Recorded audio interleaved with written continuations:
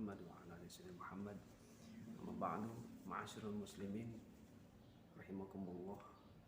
Di mana saja kita berada, mudah-mudahan selalu dalam lindungan Allah Subhanahu wa taala. Berbicara tentang bahagia, semua orang pun ingin mendapatkan kebahagiaan dari Allah Subhanahu wa taala.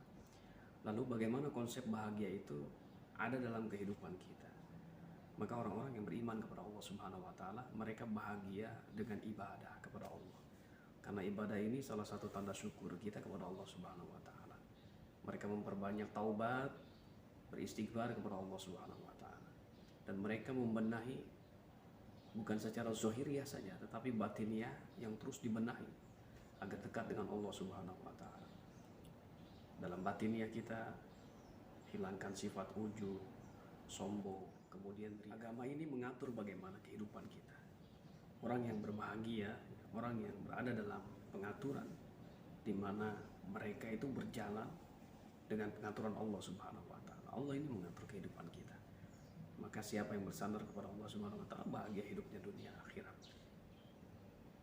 Mereka menjadikan sholat itu sebagai sarana mendekatkan diri kepada Allah Subhanahu wa taala, selain rasa syukur tadi kepada Allah Subhanahu wa taala. Maka ada jalan menuju Allah Subhanahu wa taala. Bagaimana jalan itu? Jalan itu dengan beristighfar kepada Allah, memperbanyak ibadah kepada Allah Subhanahu wa taala.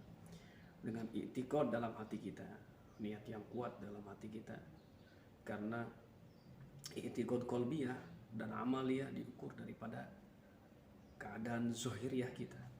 Maka zahiriyah harus kita benahi, kemudian batinnya kita harus kita benahi. Maka nanti akan terbentuk bagaimana ibadah yang sesungguhnya kepada Allah Subhanahu wa taala. Kemudian terkadang kita mengejar bagaimana ridhonya Allah Subhanahu wa taala, karena bagian daripada kebahagiaan hidup kita adalah mendapatkan ridhonya Allah Subhanahu wa taala. Maka ada konsep iman, kemudian konsep ilmu, konsep amal.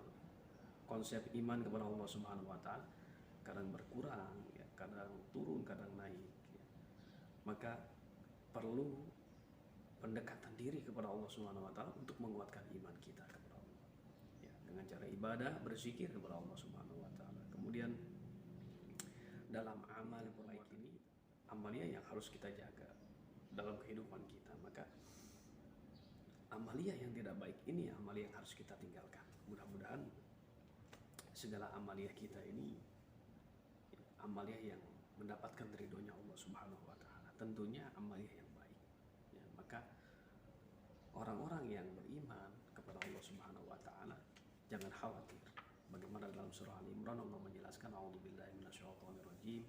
Bismillahirrahmanirrahim. Wa la tahinu wa la tahzanu wa antumul a'launa in kuntum mu'minin. Kata Allah Subhanahu wa taala, jangan merasa lemah. Wa la tahinu, janganlah kalian merasa lemah. Wala tahzanu, dan jangan kamu ini merasa bersedih hati. Ya, artinya kita sebagai orang yang beriman kepada Allah Subhanahu wa taala jangan merasa lemah, jangan bersedih hati. Wa antumul a'launa. Ya, karena sesungguhnya kata Allah Subhanahu wa taala, sebab kamu, ya, paling tinggi derajatnya di sisi Allah Subhanahu wa taala. Siapa mereka? In kuntum mu'minin. Mereka lah orang-orang yang beriman kepada Allah Subhanahu wa taala. Jadi orang yang beriman itu jangan bersedih, kemudian jangan merasa lemah, karena ada Allah Subhanahu wa taala dan Allah menjamin derajat yang tinggi itu dimiliki oleh orang-orang mukmin. Maka beruntunglah kita, bersyukurlah kita kepada Allah Subhanahu wa taala, kita dijadikan oleh Allah orang-orang yang beriman kepada Allah Subhanahu wa taala, orang-orang yang taat kepada Allah Subhanahu wa taala. Kita masih bisa bersujud kepada Allah Subhanahu wa taala. Mudah-mudahan kita bisa menjaga keimanan kita sampai akhir dari kehidupan kita. Assalamualaikum warahmatullahi wabarakatuh.